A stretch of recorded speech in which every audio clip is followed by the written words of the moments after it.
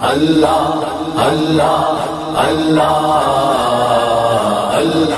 علی رضی اللہ تعالی عنہ سے روایت ہے کہ حضرت فاطمہ الزہرا رضی اللہ تعالی عنہ دربار رسالت نبی پاک علیہ السلام کی حویلی میں حاضر ہوئی تو دیکھتے کیا ہے کہ اللہ کے رسول رو رہے ہیں، اللہ کے رسول گر گرا رہے ہیں، ان کا چہرہ سرخ ہو چکا ہے، ان کی آنکھیں لال ہو چکی ہے۔ حضرت فاطمہ کو رہا نہیں گیا، حضرت فاطمہ نے سوال کر دیا کہ ابا جان، اے پوری امت کے نبی، آپ کو کیا ہو گیا؟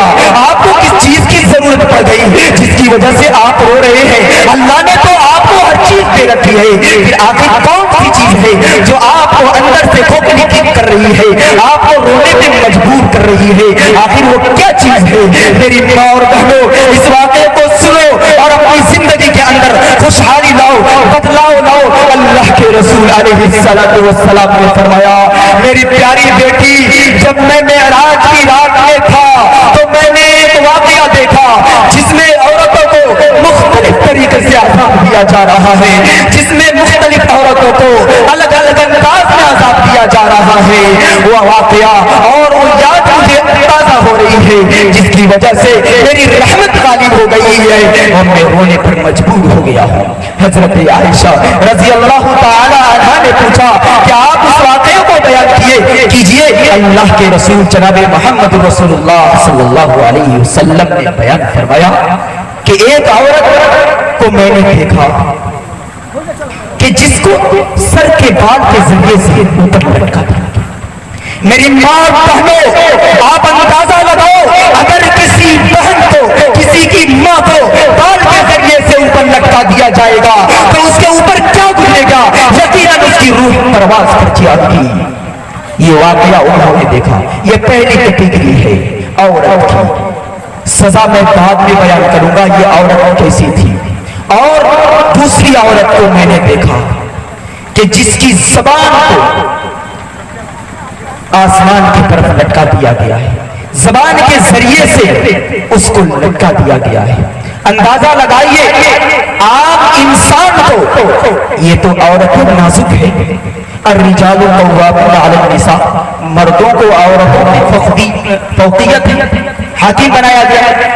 ایک عورت کو جو کہ نازک اور کمزور ہے، اس کو زبان کے ذریعے سے اگر لٹکا دیا جاتا ہے تو اس پر کیا گزرے گا؟ وہ بھی کل آخرت میں، آپ اندازہ لگائیے۔ اور تیسری عورت کو اللہ کے رسول نے دیکھا کہ جس کو پستان کے ذریعے سے اوپر لٹکا دیا گیا ہے، اس میں بھی آپ اندازہ لگا سکتے ہیں کہ اس عورت پہ کیا گزر رہا ہوگا۔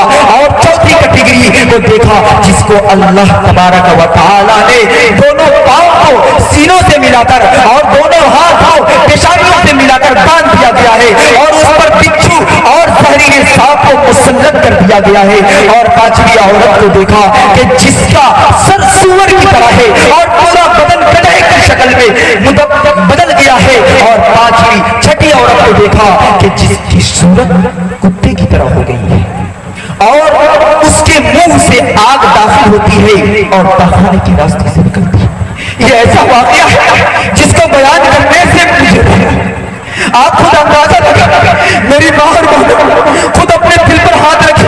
میں نہیں چاہ رہا ہوں اس واقعے کو بیان کرنا، لیکن کیا پتا اس واقعے سے آپ کی زندگی میں تبدیلی آ جائے۔ یہ 6 کیٹیگری اللہ کے رسول نے معراج کی رات میں دیکھا۔ یقیناً اس واقعے کو یاد کر کے عام انسان بھی رو سکتا ہے۔ یہ تو رحمت للعالمین ہے، وما ارسلناک الا رحمت للعالمین، کہ جس کو رب کائنات نے پوری دنیا کے لیے رحمت بنا کر بھیجا۔ یقیناً وہ کیوں نہیں روئے گا؟ وہ رو رہا تھا تو اللہ کے رسول جناب محمد رسول اللہ صلی اللہ علیہ وسلم کو روتے ہوئے ان کی بیٹی نے دیکھا تو پوچھا، آخر ان عورتوں کا کیوں تھا؟ آخر انہوں نے کیا گناہ کیا تھا؟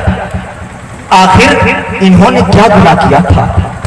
اس کو نوٹ کرنے کی ضرورت ہے، یاد کرنے کی ضرورت ہے۔ اللہ کے رسول علیہ السلام نے ارشاد فرمایا، وہ پہلی عورت جس کو سر کے ذریعے سے آسمان میں لٹکا دیا گیا تھا، آپ اندازہ لگا سکتے ہیں جس کو سر کے ذریعے سے آسمان میں لٹکا دیا گیا ہو اس پہ کیا گزر رہا ہوگا۔ اس کے بارے میں فرمایا یہ عورت بے پردہ تھی، یہ عورت بے پردہ تھی۔ جو عورتیں بے پردہ پھرتی ہوں اپنی گریبان میں دیکھے، جھانکے کہ کیا آپ یہ سزا قبول کرتی ہیں؟ یقیناً نہیں کر سکتی۔ تو آج ہی سے آپ عزم کریں، پختہ ارادہ کریں کہ آج سے ہی اپنے گھر میں نقاب کو عام کریں گے۔ ایک گلی سے دوسری گلی میں جائیں گے تو بے پردہ نہیں جائیں گے، ایک گاؤں سے دوسرے گاؤں میں جائیں گے تو پردہ کے ساتھ جائیں گے، ایک شہر سے دوسرے شہر میں جائیں گے تو پردے کے ساتھ پورے انتظام سے نکلیں گے۔ آج سے آپ عزم کریں، پختہ ارادہ کریں، اس کے بعد اللہ رب العزت کی مدد یقیناً اترے گی اور پورے معاشرے میں اور پورے خصوصاً اس علاقے میں پردے کا خاص انتظام ہوگا۔ میں جس علاقے میں پڑھتا ہوں دیوبند کا نام ہر شخص جانتا ہے، اس علاقے کا خاص شیوا ہے اور خاص یہ عادت ہے، کوئی بھی عورت بے پردہ گھومتی ہوئی نہیں دکھائی دے گی۔ اگر کوئی عورت بے پردہ گھومتی ہوئی دکھائی دے دیتی ہے تو آپ یقیناً اندازہ لگا سکتے ہیں کہ یہ مسلم نہیں ہے، وہ کسی اور مذہب سے تعلق رکھنے والی ہوتی ہے۔ تو آج سے آپ عزم کریں کہ دیگر علاقے والے، خاص طور سے اس علاقے والے اپنے گھر میں پردے کا انتظام کریں۔ یہ پہلی کیٹیگری جس کی سزا اس قدر سخت ہے، اور دوسری کیٹیگری جس کو اللہ کے رسول علیہ الصلوۃ والسلام نے ارشاد فرمایا کہ جس کو زبان کے ذریعے سے اوپر لٹکا دیا گیا تھا اور اس کا دماغ ابل رہا تھا، اس کی سزا اور اس کا جرم یہ تھا کہ وہ اپنے شوہر کو ذلیل کرتی تھی، وہ اپنے شوہر کو بے عزت اور گری ہوئی نگاہوں سے دیکھتی تھی۔ آج ہمارے معاشرے میں یہ چیز عام ہو چکی ہے، کیونکہ عورت کے اندر اللہ تبارک و تعالی نے ایک خاص صفت دے رکھی ہے جو اپنی صفت سے، اپنی کشش سے، اپنی جادو سے لوگوں کو مائل کر دیتی ہے۔ یہی وجہ ہے کہ ایک عام انسان، ایک عام متقی اور پرہیزگار جب شادی کرتا ہے تو اپنی بیوی کی بات ماننے لگتا ہے، اس کا غلام بن جاتا ہے۔ یہی وجہ ہے جس کی وجہ سے بیوی اس کے سر پہ چڑھ جاتی ہے اور اس کی عزت نہیں کرتی، اس کا احترام نہیں کرتی۔ میرے عزیزوں کان کھول کر سن لو، میری ماں اور بہنوں کان کھول کر سن لو، جو اپنے شوہر کی عزت نہیں کرتے، ان کی ذلت اور ان کی رسوائی کرتے ہیں، ان کے ساتھ زبان درازی کرتے ہیں، کل قیامت میں اللہ رب العزت یہی عذاب دے گا۔ اگر آپ کے اندر یہ طاقت ہے، اللہ نے آپ کو یہ طاقت دے رکھی ہے، آپ کے اندر یہ وسعت ہے کہ آپ اس عذاب کو جھیل سکتی ہے، تو یقیناً آپ اپنے شوہر کے ساتھ ایسا برتاؤ کر سکتی ہے۔ کیجیے، میں اجازت دیتا ہوں، اگر آپ اس عذاب کو جھیل سکتی ہے تو آپ کر سکتے ہیں۔ تیسری کیٹیگری جس کو پستان کے ذریعے سے آسمان میں لٹکا دیا گیا ہے، یہ بھی سننے کی ضرورت ہے۔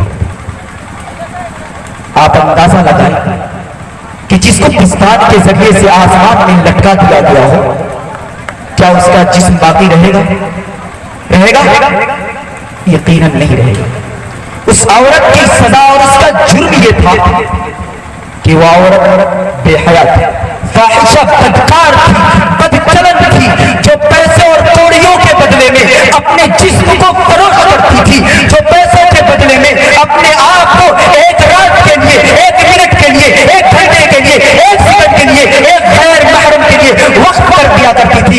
ایسی عورت کو اللہ تبارک و تعالیٰ نے یہ عذاب مقرر کر رکھا ہے۔